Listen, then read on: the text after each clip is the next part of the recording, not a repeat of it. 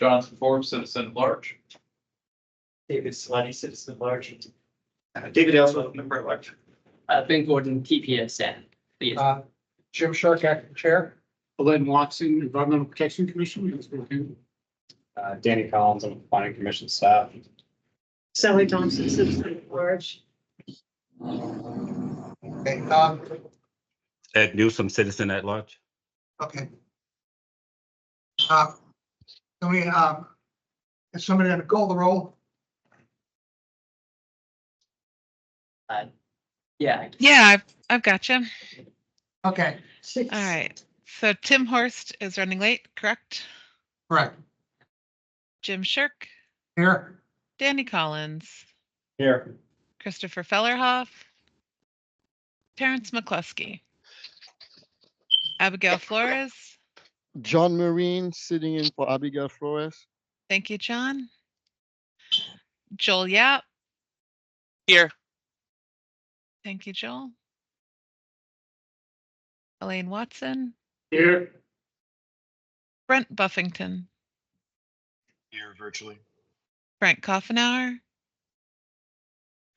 Daniel Rodriguez. Present. Thank you. Let's see, Jason Jackman, Here virtually. Jonathan Forbes, Present. Peter Davitt, Virtually. you, here he is. David Aylesworth, Here.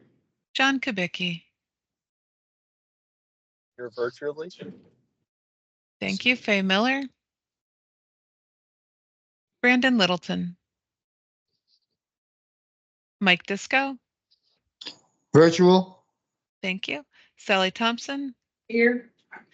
Ed Newsom, Here. David Solidi. Here. All right, 1, 2, 3, 4, 5, 6, 7, 8. Is Mr. Horst there? I am, yep. That makes 9. We do have an in-person quorum. Okay, great, thank you. Thanks for getting started. Kicked us off, Jim.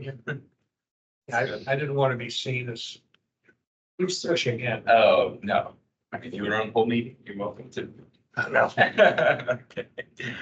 All right, so we got the roll call there. Is there anyone in the audience in person or online for public comment? All right, hearing none, we can move on to item 4, members' interest in future topic requests. So open the I floor, think this is Sally. the right time. Sally Thompson, the Greenways and Trails update was approved by the county commission unanimously earlier this month. It's an update from 1995, so it's a little bit, took a while to come, but it's going to really open things up for us. So it's very exciting. Good. Is that all of the unincorporated regions? It's Phillipsburg County, yeah. Is it? The city of Tampa, I'm not quite sure, but we are making sure that it's recognized because you can't have a connection over to Pinellas County without going through the city of Tampa. I mean, Yeah. so, and it fits in with this whole Gulf Coast corridor that we're supporting, so. Okay, great. That's very Wonderful. exciting news. Yeah. So now we're all in agreement on where the projects need to Oh, occur. no, we're never in agreement. Oh, right. I mean, it's No, not but like I that. mean, we have a game plan, so Okay. that's really, Yeah. and it can be. We also decided that it would make sense to update it a little more often than every 30 years. Okay, yeah, that makes sense. Well, good. I'm glad to hear that happened. That must have been a big effort by Hillsborough County to corral Took a everybody. long time. Yeah. I had black hair when it started. Yeah. All right, anybody else? You and Eric.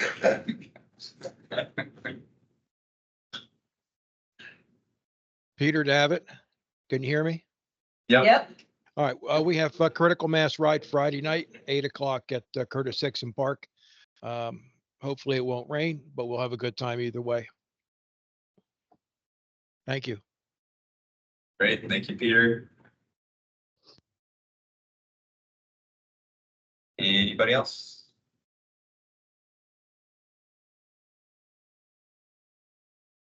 All right, I could fill you in and update you on a couple of things I'm working on the city as far as it relates to projects, but I think, yeah, I'll leave that for another day. All right, well, hearing nobody else as far as members' interest or items, then we can move on to the approval of minutes from May 22nd. Peter Davitt again. I'm not listed as attending last month.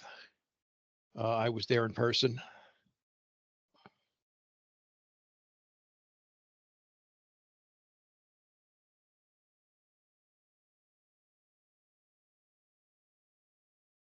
Okay. Any other comments for Gail?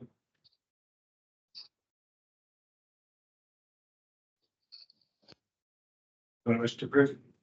David Ellsworth, I move we approve the minutes as amended by Peter. Seconded by Watson. All right, thanks, guys.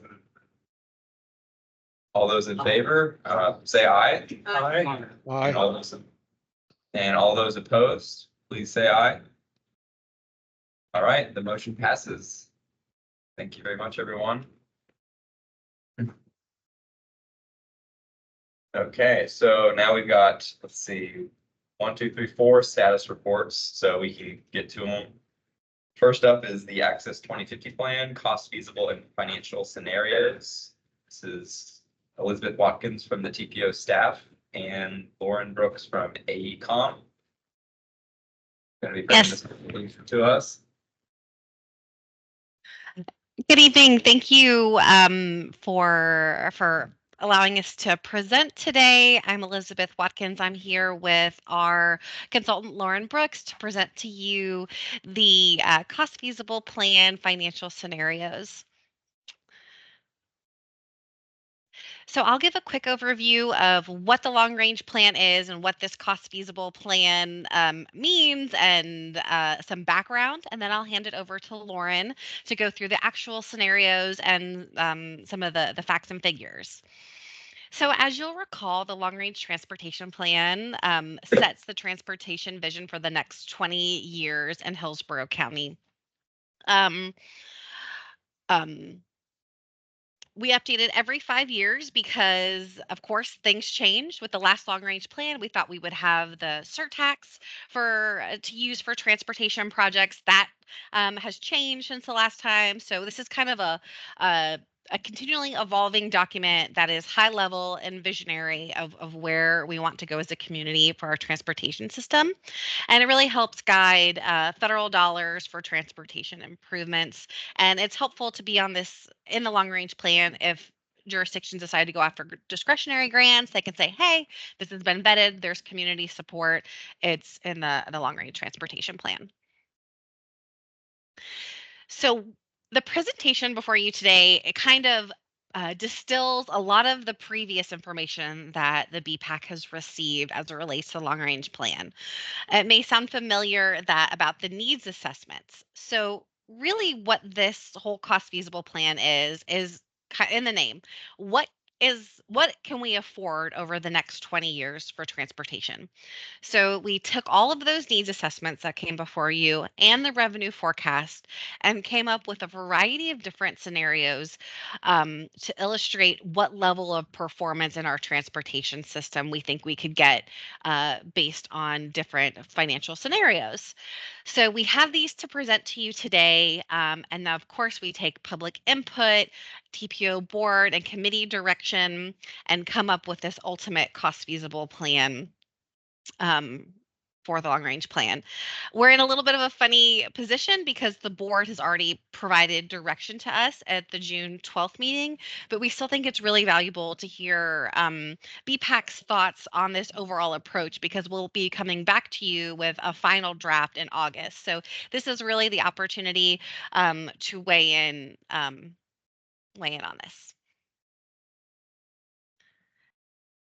So as a quick reminder, there are 5 different project buckets that we have at the TPO just to categorize different types of projects, transportation projects. First is good repair and resilience. Think road resurfacings, bridge repairs, stormwater infrastructure. When we call Vision Zero projects, those are complete streets, new sidewalks, new bike lanes. Smart cities is anything technology, signalization related. Real choices when not driving, which is probably of the most interest to the BPAC, includes funding for local bus service, paratransit service, and then trails and greenways. And then major projects, those high dollar capacity projects, whether it's a road widening or an interchange or fixed guideway transit, thinking rail, bus rapid transit, those sorts of things. Again, because the bent of this committee is bike and ped, I just want to call out early the way that we do the transportation plan here is we don't individually list trails or sidewalk projects or anything related to non-motorized infrastructure, purely for the purposes that it gives the jurisdictions more flexibility as projects kind of arise. So you won't see any specific bike ped projects listed in this presentation, but please know that we are allocating funding to them. They're just not individually listed here. So now I'll hand it over to Lauren to go through the scenarios. Okay, thanks, Elizabeth, and sorry to have tripped you up earlier. I was just trying to get rid of this bottom bar. Anyway. Okay, so these are the revenue sources that were considered as part of the revenue forecast. The existing sources, what we have today, are shown as the gray bars on the left side of the screen. The potential sources that would require a board vote or a referendum or state legislative action, those that were explored are shown as blue and orange bars on the right side of the screen. The cost feasible financial scenarios were crafted using the existing funding sources and those potential sources shown as blue bars, and that those 4 sources seemed more feasible to move forward. And we'll discuss that more in a minute. But these 4 sources included the renewals of the community investment tax, the 9th cent fuel tax, and the first local option fuel tax, all set to expire within this forecast period, as well as the enactment of the 5-cent second local option fuel tax. So not all projects are able to be funded by available revenues. Each revenue source has its own rules and regulations. So these are the types of projects that can be funded by those existing sources. So again, those sources shown as gray bars on the previous slide. This is based on policy as it is today. So these are pretty much set. These are the types of projects that can be funded by those potential sources. So again, those sources shown as blue bars on the previous slide. Again, this is based on policy that's in place today, but of course this could change with any new or updated direction from the board. This is a snapshot of how we are allocating our funding countywide today across the different transportation project categories. Again, this is based on the capital improvement programs, the work programs. So again, this is kind of the existing trend spending pattern, if you will. It's based on, data as it is today. The largest, or FDOT has the largest pot of funding, so why major projects serves as the biggest piece of the pie, if you will. The local funding is largely concentrated on funding projects under the umbrella of good repair and resilience, such as road resurfacings, bridge maintenance, improvements to drainage and stormwater. For the different financial scenarios, we allocated those existing funding sources based on this trend spending pattern. So just keep that in mind. That allocation remained constant across the different financial scenarios, and we'll get into that in a minute. So these are the elements that compose the financial scenario exercise. Those the needs obviously came from the needs assessments that Elizabeth referred to before. Each needs assessment established existing needs. So what is needed to sustain the transportation system as it is today, not adding any new bus service or increasing the frequency by which we resurface roads. And then also each needs assessment looked at what is needed to achieve our transportation vision, if you will. So those are the performance level needs that were established for each project category. The expenditures, again, think of that pie chart I just showed. That's what we are doing to address the needs. And then, of course, the revenues are the funding sources. So how we are able to, sustain our investments. Just to reiterate, the existing sources were allocated based on the pie chart, that trend spending pattern, and those, that remained constant for each of the financial scenarios. For the potential local sources, those are the sources we manipulated for each of the financial scenarios. So just keep that in mind as we go through the outcomes of the different scenarios. The needs assessments, of course, were based on performance or measurable performance outcomes. So in other words, these performance metrics that were established for each of the different project categories. The financial scenarios were considered straw men, and we basically tested different allocations to see how well we could achieve these performance metrics or the performance level outcomes or needs. These are the 9 funding or financial scenarios that we explored. We looked at 2 low funding scenarios. So these were just based on existing revenues. So again, those gray bars, we did not account for any of those potential sources. And then the high funding scenarios is where we did account for those potential sources, where we tried to maximize those to see how well we could fund those performance level needs. So just keep that in mind. We are only going to focus on those scenarios that are highlighted, given constraints in time. So for this particular scenario, the baseline scenario, it's pretty much what it says. We focused on looking at existing funding sources and how well those existing funding sources could meet our existing needs. And the outcome is what you would imagine. We're basically getting what we put in. So we're balancing our expenditures or our needs with our revenues. So it's a status quo scenario.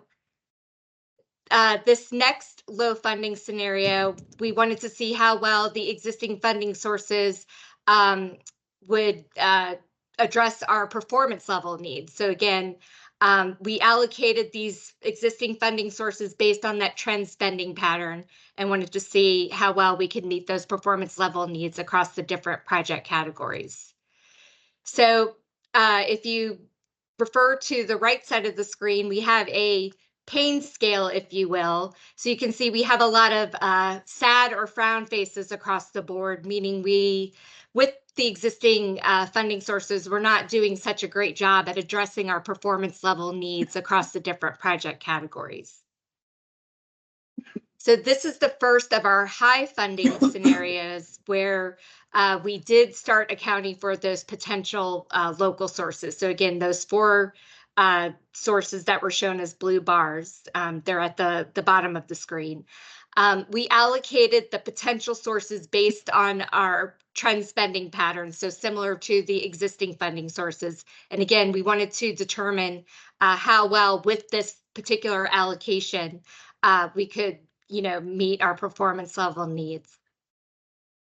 So again, referring to the right side of the screen, based on that previous scenario, a lot of the frowns have now turned to more neutral faces. So meaning we're doing a better job at addressing our performance level needs across the different project categories. For scenario 7, oh, I'm sorry, did somebody say something? Okay, I think I'm getting some feedback. I apologize. We heard that's good. Okay. For scenario 7, this is where we really maximize those potential sources to see how well we could fund our local highway projects. Again, we did not account for projects that are part of the state or the Strategic Intermodal System, or SIS system, those pretty much take care of themselves under the Florida Department of Transportation's SIS cost feasible plan. So really for this scenario, we just focused on non-SIS or local highway projects. Once we allocated the funding and concentrated on, funding those particular projects or addressing those performance level needs, we then moved to funding the fixed guideway transit projects, which were the other subcategory under major projects. And then anything else based on eligibility, the funding allocations were based on that trend spending pattern. So again, if you can recall scenario 2 as a reference, we had a lot of neutral faces across the different project categories. Well, now those neutral faces have turned to brown faces for these particular project categories, but the non-SIS highways category went from frown face to neutral face, meaning with the inclusion of those potential revenue sources, we generated an additional $3.6 billion that could be focused on funding those local highway projects. So these are this is for, illustrative purposes only. This is just a representation of what types of local highway projects could be partially or fully funded under this particular scenario. And that's not to say these couldn't be funded in some capacity, no pun intended, under the other scenarios. It's just, of course, there's a higher likelihood of these being addressed or funded if we focus our money on this particular project category. Scenario 8 is exactly like scenario 7. We just flip-flopped or switched the local highway projects with fixed guideway transit projects. And the outcome is actually exactly the same, and there's a few reasons for that. The performance level needs for our fixed guideway transit projects is quite high. So again, we don't have enough funding to cover all those performance level needs. Also, with the inclusion of those potential local sources, only 1.3 billion can be allocated to fixed guideway transit projects. Currently, the community investment tax is not used to fund fixed guideway transit projects, nor is HART a recipient of that community investment tax. Of course, that could all change, just again, based on policy today. The CIT is not used for fixed guideway transit projects. Again, for illustrative purposes only, these are the types of fixed guideway transit projects that could be funded either fully or partially under this scenario, or again, under other scenarios. This is a snapshot of the outcomes of the different financial scenarios. So you can see them all together and better understand the different trade-offs across the board. So you can see that financial scenario 2 actually performs the best. So if you remember, this is where we allocated those existing and potential sources based on our trend spending pattern. So again, we have more, I guess, green and neutral faces across the different project categories compared to the others, meaning we're doing a better job at addressing our performance level needs for more of our project categories. So, of course, tonight we're here to seek your input on these, I guess, the preliminary results of our financial scenario exercise. We will take your input and, of course, refine these scenarios, come up with maybe 1 or 2 to move forward and develop the cost feasible plan. And we will be back in August to present the results of the cost feasible plan to you. And, of course, this is all in line for the overall adoption of the long-range transportation plan in October. So I will turn it back over to Elizabeth, who will lead the discussion on seeking your input. Thanks, Lauren. So I mentioned previously that we gave this presentation to the TPO board, and where they came out is they preferred essentially that scenario 2 with some modifications.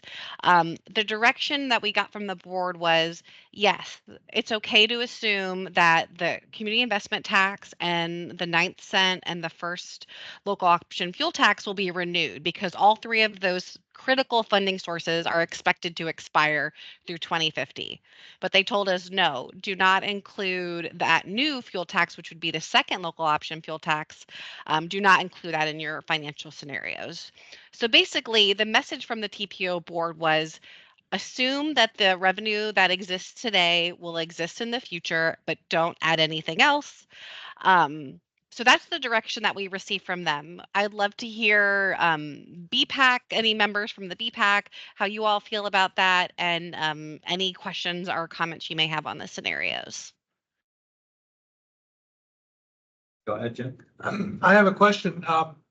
Looking at that, the last slide you had showing all the smiley faces and like that, you notice that vulnerability reduction has frowny face all the way across the board. Do none of these scenarios, is that because there isn't enough put into that, or is that because nobody wants to fund it, or why? It has to do with the performance level need being quite high. So, and we allocated based on the trend spending pattern in a lot of these scenarios. Scenario 3 is where we try to focus the funding on the good repair and resilience projects. But again, so you have, better results, I guess, for the other particular programs under good repair and resilience. But again, vulnerability reduction just had such a great performance level need that we were never able to achieve a better outcome. Does that, this is Jim Shirk again, does that reflect the fact that we undervalue the vulnerable and we privilege the driver? Because it seems like a lot of the projects are keeping drivers happy and keeping people at high risk of injury and death. So how can we sort of change the trajectory here? I mean, I'd much rather have somebody's life saved than have somebody in Fishhawk Ranch have a 3-minute less drive to work. Lauren, I'll take that one.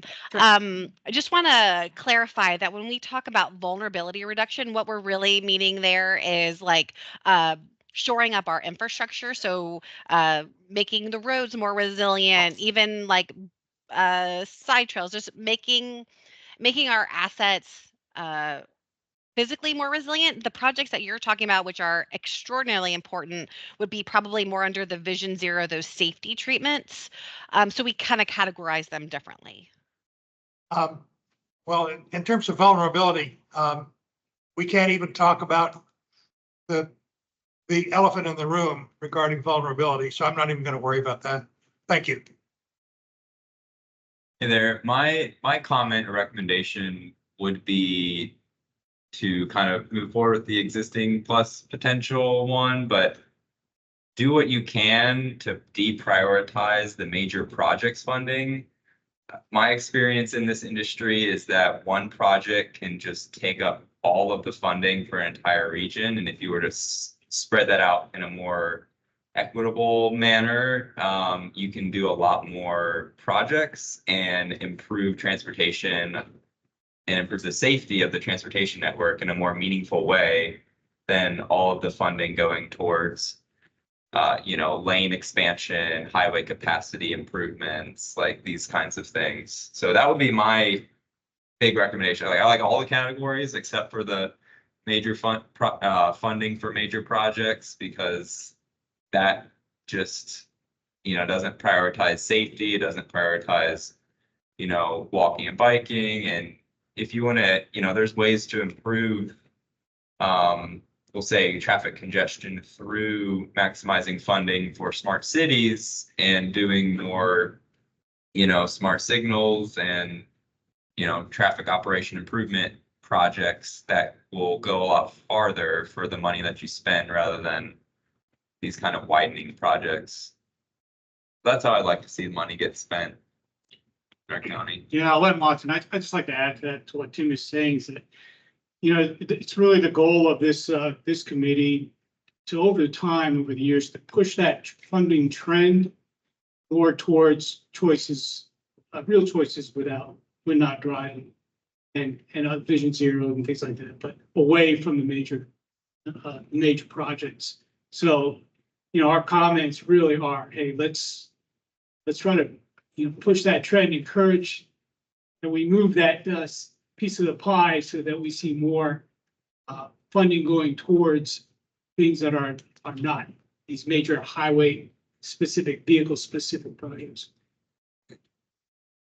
And along that same line, if you take a look at all of the major projects, as I recall, there are maybe 10 or 9 or 10 of them on the slide you showed. There's bound to be some difference in cost effectiveness of the major projects. In other words, some of those are going to be very, very going to have a big bang for their buck, and some of them are not going to have very much of a bang for their buck. And I would, going along with Tim's comments, I would look at the possibility of striking off one of the two really underperforming local highway projects and putting the money into things that do have a high bang for the buck.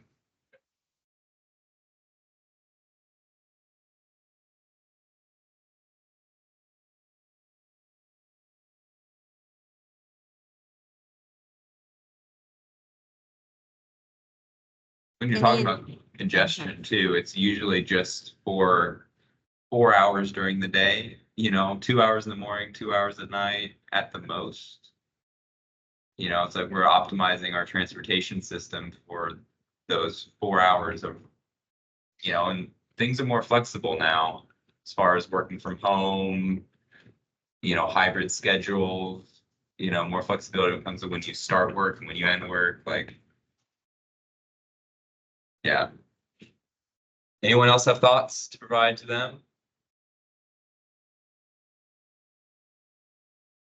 Anyone agree, disagree with what we said and kind of the ideas we put forward? I concur with all the comments. Thank you, David. I concur also. Thank you, Mike. The more unified of a voice we can share with them, I think the better as far as for them to take that feedback back. So.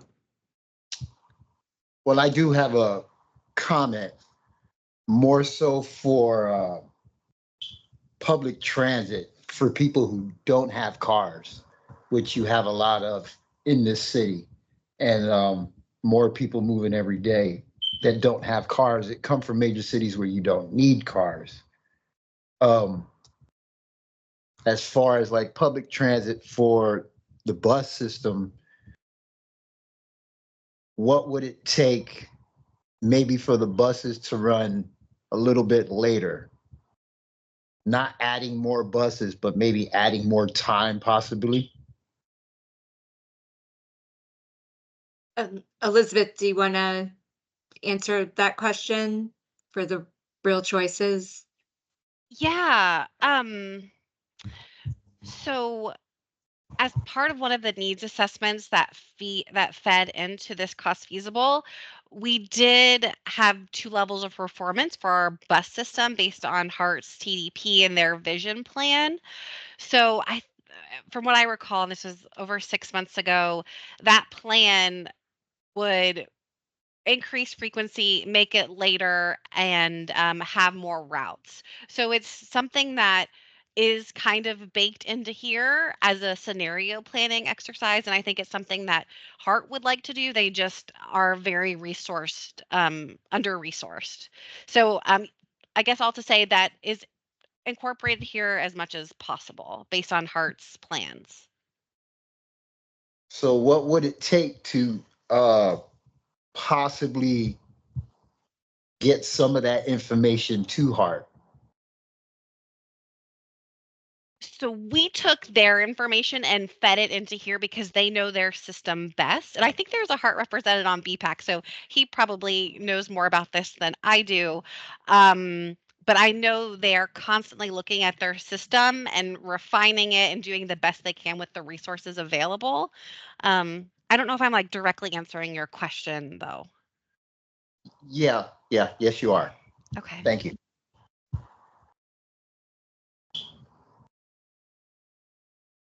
All right, anybody else?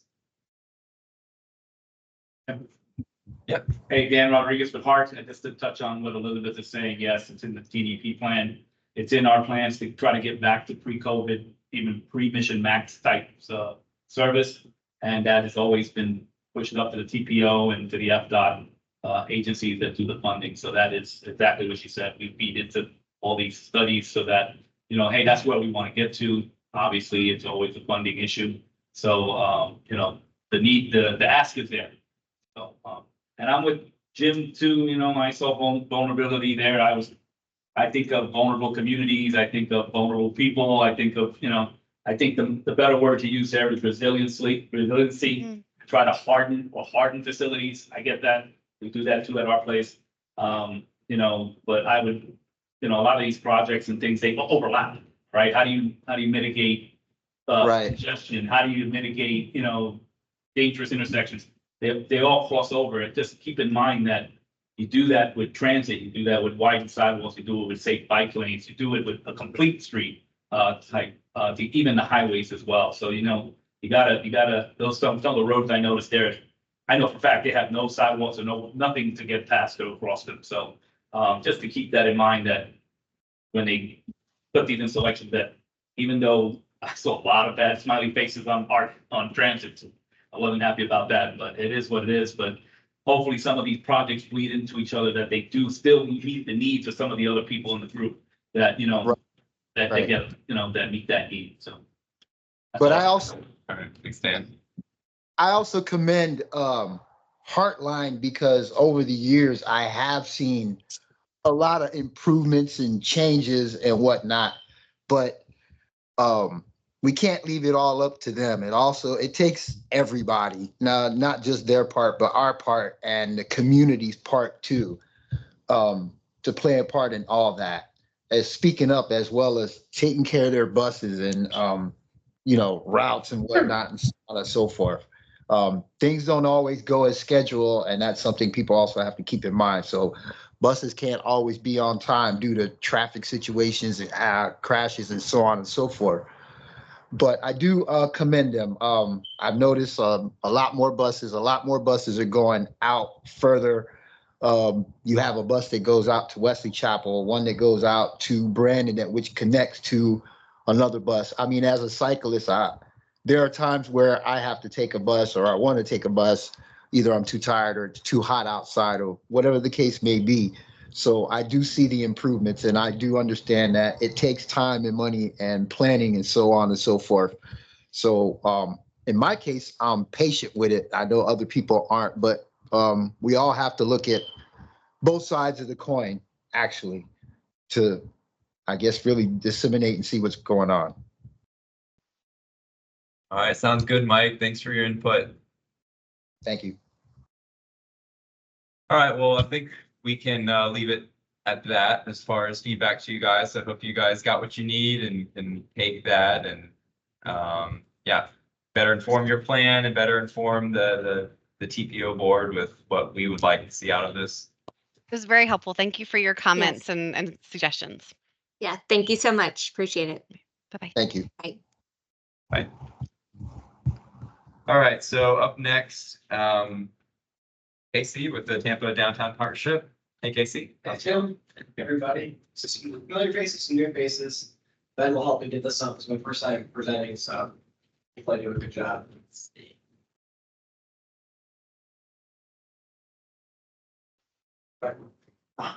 This is this one works. Good job, Kevin. Okay, yeah, yes. Expansion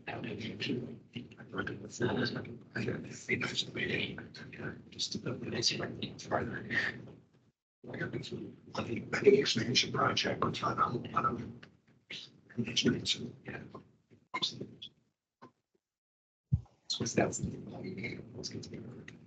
Oh, yeah, no, that expensive things. That's a lot of citizens come down. scream about congestion. Yeah. There's some stuff in there. What happened to the Bay to Bay pipelines? So, local residents are bringing. It's good standards. Because it was gonna cost them like 30 seconds more. Right, yeah. Yes. It's great that you can. It's not joined by teams, I can share my screen. Try. Yeah, you post it. That's Oh, yeah. environment. Uh, So. Obviously, that there's a lot of people who would prefer to keep people being aggravated. Because so they can burn fossil fuels. Oh, yeah. That's Part of it too. a big part of the Tallahassee. Oh, yeah. And like how the state prioritize their transportation. Oh, yeah. It's all capacity improvement on the highways. So that gasoline is gonna burn itself. Yeah. So I'm gonna go. Oh, it's right, perfect. Okay, well, yeah, this works. Can you see my screen? Oh, please. maybe. I have some of this one too. Yeah. So fast watching, learns, figure stuff out. 9 months old now. Yeah. Cool. So. I got the name of, I think I just. Oh, okay, cool. Let's do it. It's so close to problem. Nice stuff. Gets up on his like hands and knees and he like rocks back and forward. Then he'll like move like one hand, but he has to like move the other hand. So he's got like this little scoot down Cool. that you gotta scoot, probably like 6 inches. It's like a lot of work for him. But he can move. Yeah, he can spin around, can sit up now, can roll left and right. So It works, right? sweeping. Right, yeah. That's good. Hey, everybody, as I mentioned, my name is Keith Starr with the Tampa Downtown Partnership. Today I'm going to give you a presentation on Dash, which stands for Downtown Area Shared Hubs. This is our micro transit service that we're operating in the downtown core. So I'm going to go over the service overview, how we pick the hubs, a little bit about driver training and the Dash numbers and how we're using the system to support existing transit. So service overview, hope you all can see that. These are that yellow line is the boundaries that we operate in. Dash, as I said, stands for Downtown Area Shared Hubs. Unlike an Uber or a taxi that's a point-to-point transit system, this is hub to hub. So there are over 23 hubs within the downtown area that we direct passengers to. And then we pick up those hubs, drive them to the hub closest to their final destination. Let me see if I get this little video to play. This might even do a better job of, probably not, but better job of explaining how it works. But imagine I'm here at County Center and I want to go to the aquarium. I go onto my phone through an app called Dash Tampa. I type in the Florida Aquarium. I then type in where I currently am. The app then directs you to your nearest hub. So you don't have to have an understanding of the hubs are prior to opening the app. The app does the directing for you, takes you to that pickup location. You're picked up by one of our drivers and then dropped off at the hub closest to the aquarium.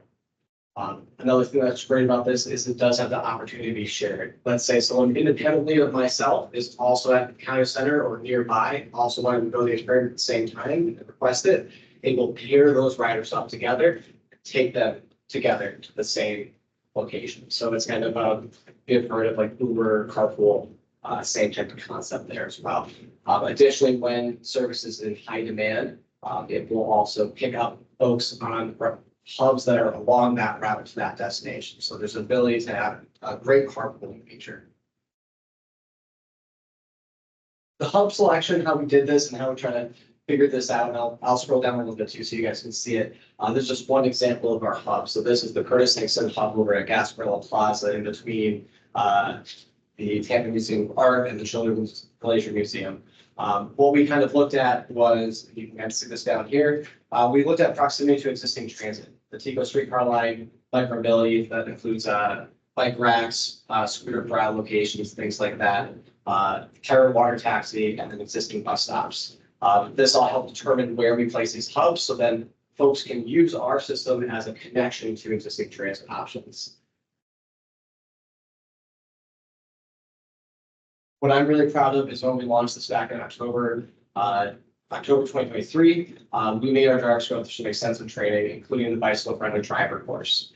This taught them about things that hopefully one day is common sense to everybody, but that includes, making sure you're giving at least 3 feet of space between a vehicle and a cyclist, understanding what a bike box is, teaching them on the concept of dooring and to inform passengers to look before they open their door when they're getting in and out of vehicles, the dangers around left turns.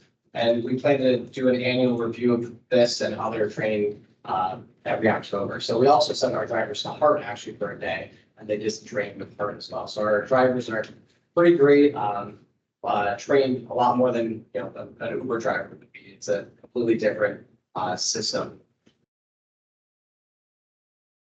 By the numbers, we launched October 12th, 2023. We've completed 18,000 rides, over 25,000 passengers, 2,600 unique app users. Our average wait time for this entire time span is about 5 minutes. The average ride length is about a mile, 0.08, and 10% of overall rides have been shared. That number increases each month, but this is looking at it through its totality. So each month we're seeing that get higher and higher.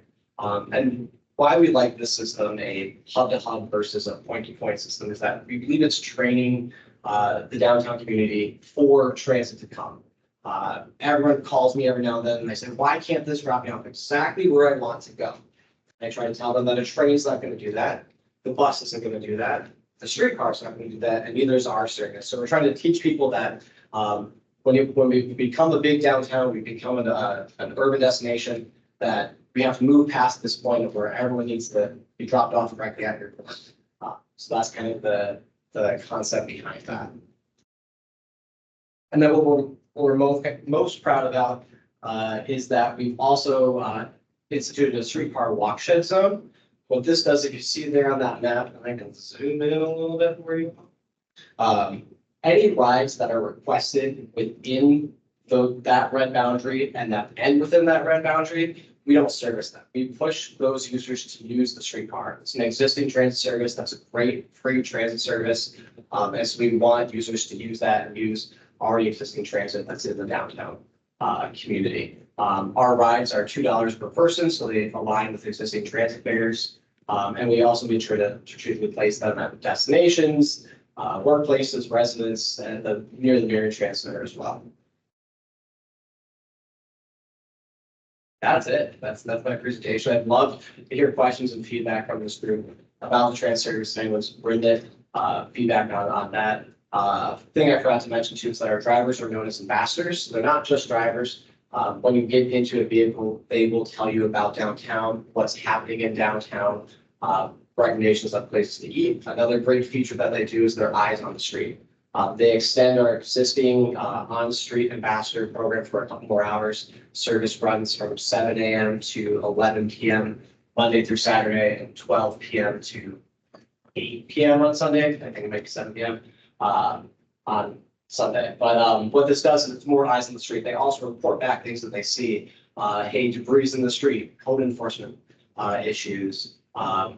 There is a large group of cars backed up on this road. So we all kind of get that. We send a few that through that information as it comes in and see what's actually an issue to elevate to proper the agencies and what's maybe something just to know and to look into it another time. All right, thanks, Casey. Yep. A couple of questions. Okay. Go ahead. So Dash, that's exclusive to Tampa. Is it a Tampa generated program or is it a vendor related program in other cities as well? This is unique just to Tampa, just to downtown Tampa. There are other programs such as Freebie or the Downtowner that operates throughout South Florida in different cities. But this isn't like that. Most of those services are point to point. This is operated completely within the Tampa Downtown Partnerships budget and in-house. The drivers are our employees, not contracted out. Okay. And then Secondly, are the vehicles and drivers equipped for any pair of folks that need the assistance? So on the app, it'll ask you, do you need wheelchair assistance, things like that? And if that's the case, we have partnered with Ridewise. And then those users will be directed to call Ridewise. We will cover that ride. Please do it out of spots, and then we You assess the medical centers. Yeah. But we have had a few rides that way as well. We work with the city's ADA coordinator to make sure that our app had the speed to capabilities as well as make sure that there's all ADA compliant. And lastly, what thresholds do you guys have in place in order to expand the program? And boundaries. Boundaries as like those yellow lines. Yeah. The yellow lines is the SST district, the special service district that the Tampa Downtown Partnership operates within. That is a contract held between us and the city. So there is no plans to expand past where we're allowed to operate it. Our funds solely have to be within those yellow boundaries. So that's how we are planning to like flexibly change it. This is something I kind of brushed over. These are all virtual hubs in the sense that there's no physical decal on the street or post that says hub is here. It's all through the app. Yeah. And so you'll notice there's that blue little hub right there. That is a hub we turn on and off when Curtis Dixon becomes, let's say there's a big event that shuts down the entire park. We turn off the Curtis Dixon hub and turn on that one. So we do have the ability, because in-house, to add hubs as needed through user feedback. I know one that we're looking at is on the eastern edge of Encore Central Park. Folks have been asking for a second one there, and that kind of serves, folks outside of the district can walk into to be picked up by that hub. That's just another one we're able to add, but expanding outside of those yellow lines is not above my pay. I understand that, and I thank you for the comments. I'm just looking at, this is a fantastic concept. And I'm surprised over the ridership so far. It's a concept that can be marketed to other municipalities, and then you can turn it into an income generator. And then perhaps if you have certain KPIs and metrics in place, you can build that past, because the amount of growth going on from a residential perspective downtown is tremendous. It is, and we were a little surprised. There have been previous iterations of microtransit service within downtown, especially prior to COVID. And that served a worker population for the most part. Today, it's a residential based population and a worker population, but much more residential. And so initially when we launched, we saw a lot of activity 4 p.m. on. Now we're starting to see that, as Tim, you mentioned, those 4 hours, the peak at from 7 to 9, and then again 4 p.m. to 6, and then some more as well. So we're starting to see that the workforce has joined in on it, and they started to use it as a way to kind of park on the peripheries too. But yeah, it does have potential. Sorry, last question here. I just thought of this is, so if you have that ability to direct anyone that needs the para assistance or the medical services, it's similar to the HART buses, the bike racks. Is there any plans to put the bike racks on the dash vehicles to help out with first mile type of concept? So this was something, and if you guys are familiar with Garrett Press, I work closely with her on this. I'm a bike commuter myself, so I really wanted this feature. At this point, there's no conversation about it. We wanted to try to see if there's a way we could fit the bikes, either have a racks or attachments, and we just thought that opened us up to more liability. Add $1 to it. Make it $3. At the present time, we've no plans to add the bike storage or bike racks, but we are making sure that when we do have hubs, if there are hubs that don't have micromobility bike racks nearby, browse that we kind of work with the city, work internally to place those there. All right. Good. Got some questions. So is funding for this like on an annual basis, as far as like it gets reevaluated every year by the CRA to kind of see, is this how we want to be spending our money? And then that's the first question. Second question is, how do you define success for a program like this? Yeah, I'll get to that second one, because I think about that all the time. So it's not funded through the CRA. The Tampa Downtown Partnership holds that contract, and that contract with the city says requires services above and beyond what the city can provide, including making sure that the downtown streets are clean, safe, transportation and planning initiatives. So that's how we were able to marry our budget for transportation and marry our budget with clean and safe. The drivers have capacities as ambassadors to be reporting things that they see and to be engaging with the community. Fills the ambassador role, and the transportation role is a little bit more obvious. So we're able to marry those in-house within our own annual budget. And then that kind of leads into question 2, which is, how do we evaluate this? I've been struggling to find another program that's truly like this, hub to hub. Lots of communities that are learning around our point to point. Those and free a lot of times too. There is a cost associated with this. So it's been hard to compare something that's free and it's a point to point service versus this. So what we plan to do is get to that 1 year mark, see what those benchmarks are, and then to basically grow from there. But we're always looking for different programs we can kind of piece together things like that to understand a little bit more. Ideally, just for me, I'm always trying to grow that combo ride and to figure out ways we can get those comboing rides up. I believe it kind of creates a sense of community. If you jump into a car and there's someone else there, and like, where are you going? And kind of have that, but then it also does create the sense that this is a transit service, not your private vehicle driving around. But KPIs, looking for feedback on those so we can kind of grow those as we get to that 1 year mark. Yeah. How many vehicles are you using? We have a fleet of 6 Teslas. 6. Yep. So all electric, no emissions from the vehicles. David Ellsworth, thank you.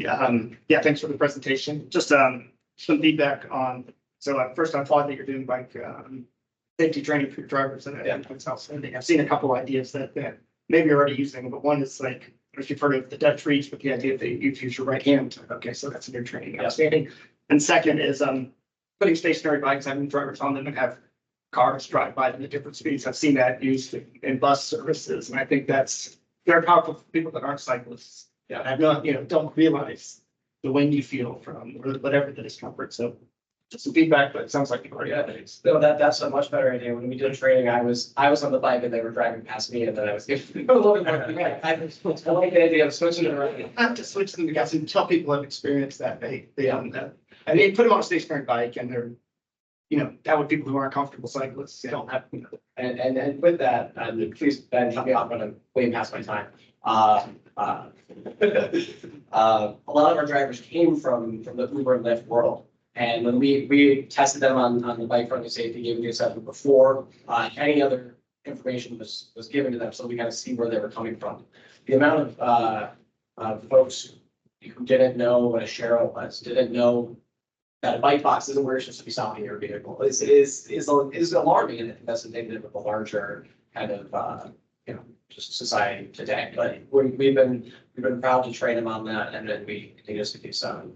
Yeah, that's good. Yeah. I guess one thing, if you're kind of marketing yourself as a transit agency or operating as a transit agency, being this like hub to hub, I think it'd be worth to evaluate what that like cost per trip is. Yeah. I know like Hart does an excellent job with their streetcar as far as, nationally ranking, the streetcar system based off of like cost per ride. And, I recently saw something that said that the Tico streetcar was, leading the nation in terms of that cost per ride, which is an impressive thing. And just to kind of see where, this system stacks up in the category of transit, I think would be a worthwhile endeavor. Once our fiscal year ends September 30th, or that is September, so we'll be able to look at everything that's been spent for that one year of operation, and then look at the number of rides with our passengers and kind of do the math there. So, yeah, makes sense. Cool.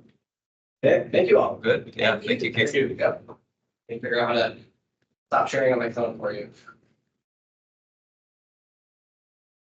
All right. Let's see. Item C, Hillsborough County Environmental Restoration Fund Initiatives. Ben Gordon.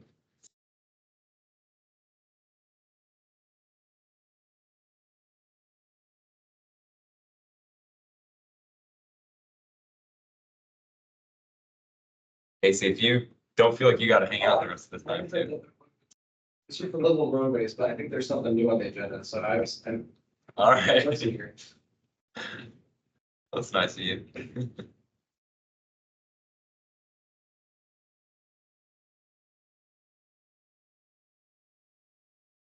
Right, Ben Gordon, Hillsborough TPO, and assuredly not Mr. Alan L. Howell, who is he's with Public Works, and Hillsborough County Public Works, and has generously allowed me to do this presentation in his stead.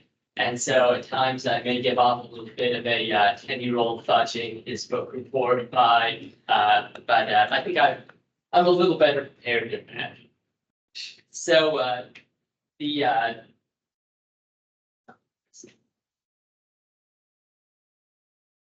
okay, so the Environmental Restoration Fund initiatives are an effort to replace trees that get cut down because of development. And when a developer comes onto a site and removes more tree inches than they can replace on the site, they have to pay into this restoration fund in the county. And Hillsborough County Public Works uses that fund to help with increasing the tree canopy in four ways. Is this a new program? I think it began about 2 years ago. Let me get through it. I don't. Nice. I'm out of one, to be honest. I know the city has had a program for a long time of this nature. Yeah. So four ways that advice can help are acquiring, planting, protecting, and maintaining vegetation in Hillsborough County. And the department, they developed this program. Trees are always being cut down, not just by developers, but also in subdivisions where trees can intrude on sidewalks and gutters. And so this is the process that the department went through to identify locations to add non-native or otherwise Florida-friendly plants to existing stormwater facilities and scenic roadways. Now, the department's last project covered as many scenic roadways as possible, but there were some that weren't candidates due to various factors such as road size, overhead infrastructure, etc.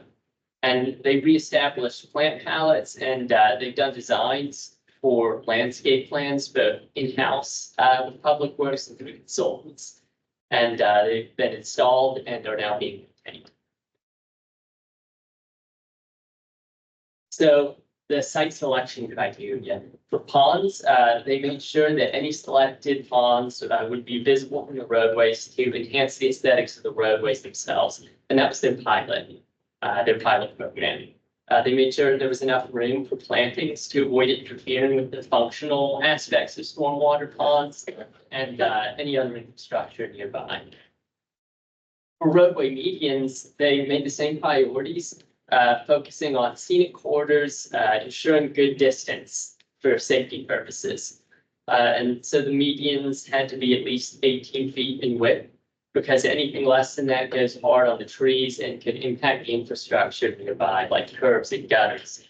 So they made sure to stay clear as well from overhead obstructions, so they didn't plant trees right under a power line or right next to a street line. And they also stayed away from subsurface infrastructure so the roots don't damage anything. Their first stormwater pond project was done about 4 years ago at these 4 locations. So we have Dalrica, Bloomingdale at Hurley, Bloomingdale east of Bell Shoals, and Riverview east of US 301. And the first stormwater pond project was done about, it was actually the Lithia Pinecrest one, right, this red star. And the commissioner there wanted to have native plantings, and they did that successfully. And after that, they did the stormwater pond pilot project. This is another pond at Valrico Road, south of SR 60. And this is what it looked like for planting. So you can see kind of a pretty barren landscape plain. And after a lot of palm trees, pines, wax myrtles, undergrowth plants, as well as native trees. And here's how it's looking now after 2 years. The most recent project that they did was roadway medians. They covered about 8 medians, and this is the Bruce B. Downs planting plan. So they added some major trees and some ground cover plantings as well at the noses of a couple of entrances. And that is what it looks like. And these are some of the plantings. Those are Japanese blueberry trees, which are non-native, but still not invasive, friendly to a Florida environment. And so looking at it now, the stars are where the pilot projects were. And now they're, and these are the roads that have been done. And at this point, they're narrowing down new candidates for the 2024 through 2025 fiscal year. And some of the candidates include Eric Road, Mango Road, down to Sassa, South Park, South Falkenberg, Columbus Drive, Progress Boulevard, and 24th Street Northeast. And they're in the process of getting those designs finished up and hopefully contracted before the end of fiscal year 2024. Thank you. And I will do my best to answer any questions you may have. I have Sally Thompson. I have some questions. This is only in the county? That's my understanding. Because I know several years ago, the legislature in their wisdom did away with tree ordinances. And I was just wondering, because we used to have a tree ordinance in the city of Tampa that was very, it was very bipartisan. It was, people worked on it for years. And some legislature in North Florida decided we didn't need one and it did away with it. So I don't know whether Hillsborough County had a tree ordinance at that point, anyway. And I'm just wondering, this is something that supposedly handles some of that. The other thing I was wondering is, I know depending on the district, some DOT districts are more into plantings than others, and I don't know how this works with DOT. No, So that's pretty much it. the reputation of District 7 is that we just let all the wildlife just grow all over the stormwater ponds. So there's some DOTs around the state that are like strictly cutting off all the vegetation around the stormwater ponds in the name of maximizing the stormwater capacity of the pond. But I kind of like it how you just let it grow into more natural areas. You'll see that if you drive through cities. Is this directed at stormwater mostly? Is that the idea? I think there's an aesthetic component to it as well. I'm just wondering how this came about. Yeah. And how this compares with a tree ordinance that we used to have. And maybe you don't know the answer to this. I'm just saying. No.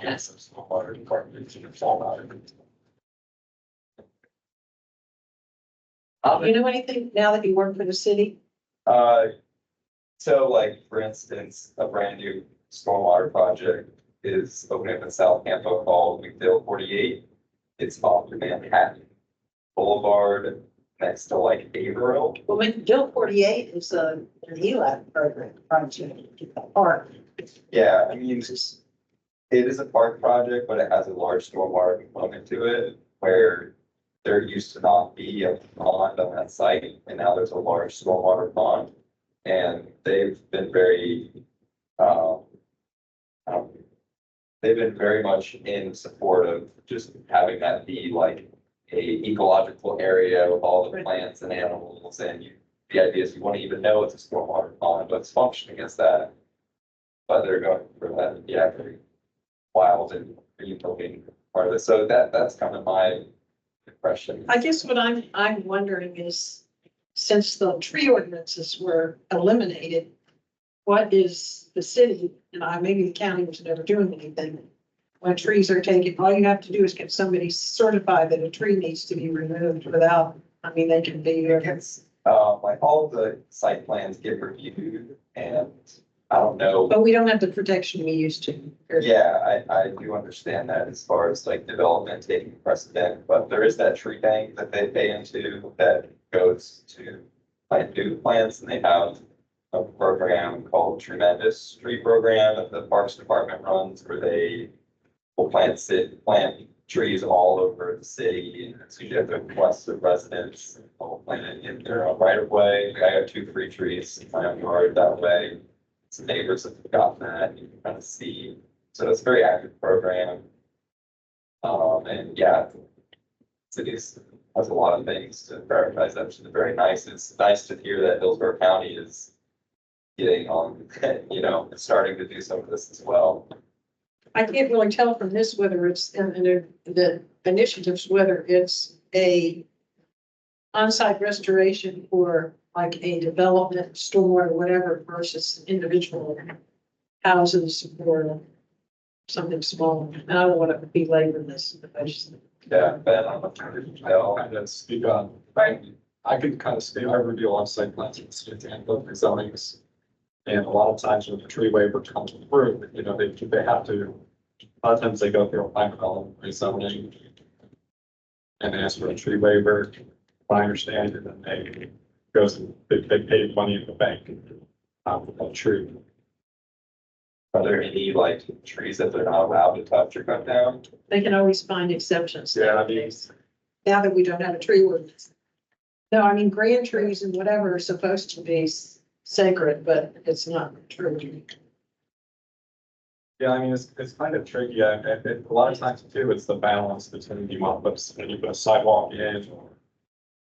You know, the design, like a bit on topic, with design aspects, like we had one recently, and there's, you know, there was a grand tree that was encroaching into an alley, and it's like, well, this might be a good opportunity to grow like those units. But, you know, they wanted to save the tree, so it's a lot of those want to have access from an alley, and more pedestrian, more pedestrian oriented, or you want to save the tree and have those units float with the street. So there's a lot of difficult challenges in designing some sites, and they're getting more difficult as, you know, the city's growing. So. Thank you. Thank you. All right, Ben, well, seeing that we don't have any other questions or comments for Ben, no one wants to go twice. All right, we can go, and Ben again is going to make this presentation. It's a consideration for a new member. Yeah, there's not much of a presentation. I will present it. Roy was standing behind me. Yeah, as you all know, BPAC has one vacancy for its citizen at large membership. Now we have one applicant, so tell us why raise your hand. And I still want to be after listening to this. It was a very good meeting, so you sold me, but it's your decision. Well, good evening, everyone. My name is Jacob Burnell. Thanks for taking this opportunity to allow me to speak and submit my application. You have a lot of information in front of you. I believe it's included in the agenda, so I'll just kind of do a good overview, my personal and then professional background, and I'm happy to answer any questions you might have regarding me. From a personal perspective, I'm born and raised in Tampa. I'm a 5th generation Tampa Floridian. I've never considered living anywhere else other than going to college. I currently live in Tampa Shores with my wife and 3 dogs. I am an avid cyclist. I cycle Upper Tampa Bay Trail almost every day. Kind of bummed now that the bridge is closed, I'm not able to get the full miles in. But one thing that really draws my attention to pedestrians as well as cyclists is I've been hit by a car myself, by my neighbor actually, on Hillsborough Avenue. Actually trying to get across the park. So my passion has resulted in some of the dangers that we face on the road. And I know firsthand what that's like. So I try to obviously be as cautious as possible, but on some of our roads, especially seeing some of the stats along Hillsborough Ave and some of these larger corridors, it's scary.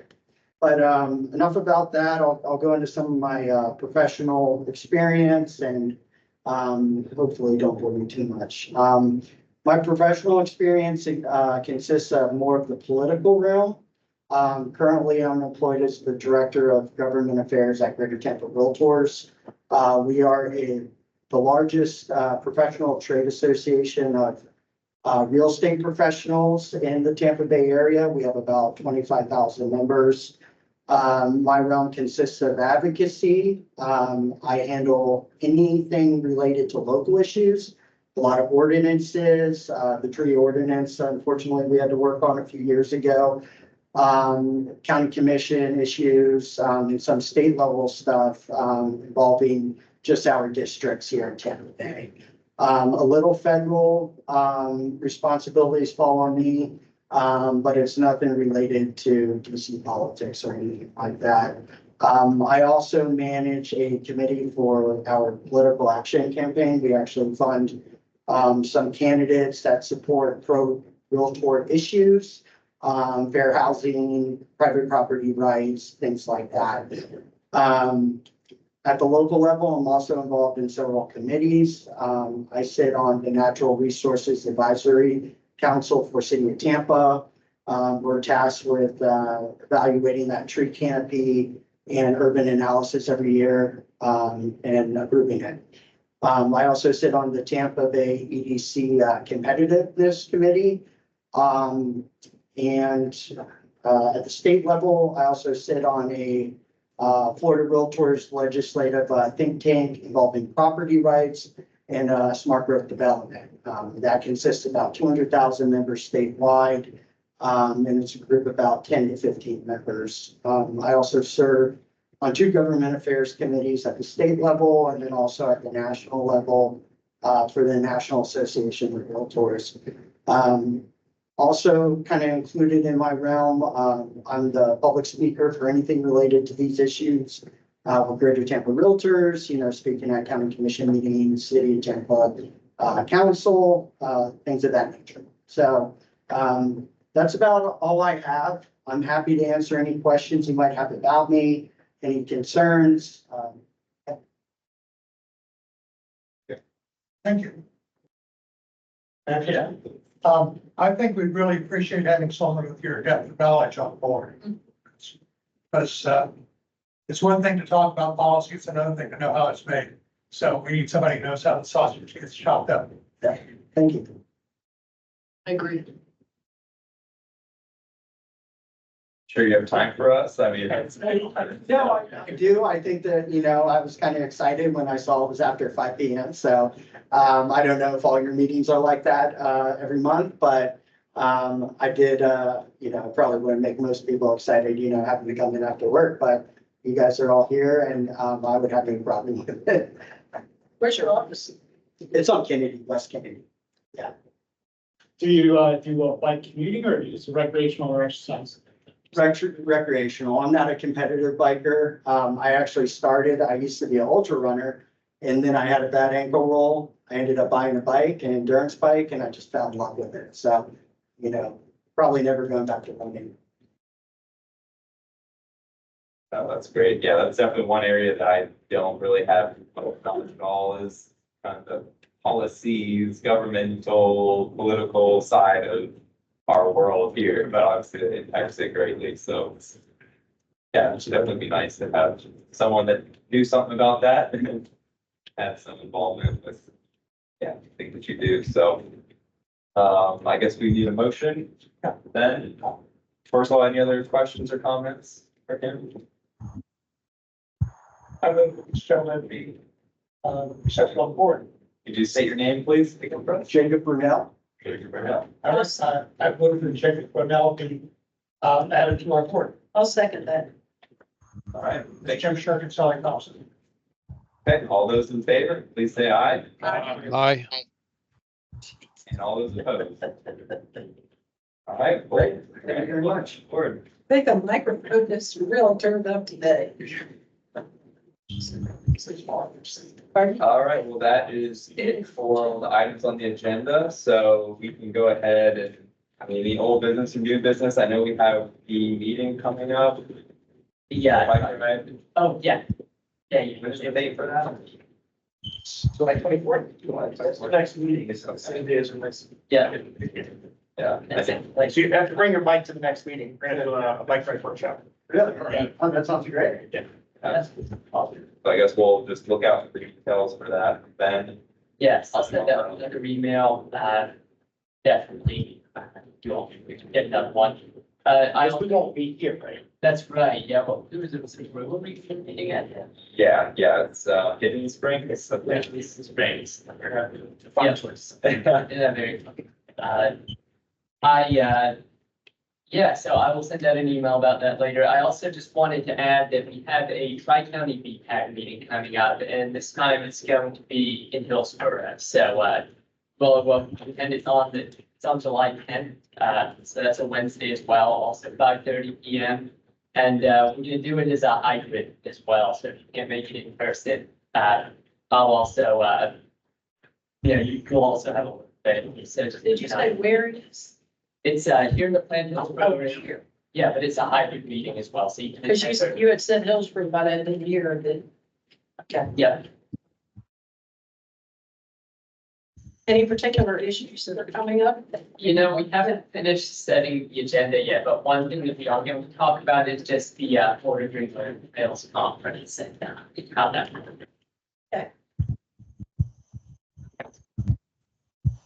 Well, with that, I think we can adjourn our meeting, so. Thank you, everyone. We have 5 minutes till it's free and It's our time, it is. I think they. Don't think it's that long to walk across. I don't think it's that long to get organized and over. Okay. If I might, Chair, Yeah, please. I believe that the gates go up at 6:30, so it should be good to go. Thank you. Okay, thanks. I think it should be said. All right. There we go. Speak this full, left back out, whatever. Yes, thank you. Good evening, again. Do you know my Jonathan? John. Right. Let's read that. Yeah, I'll do the.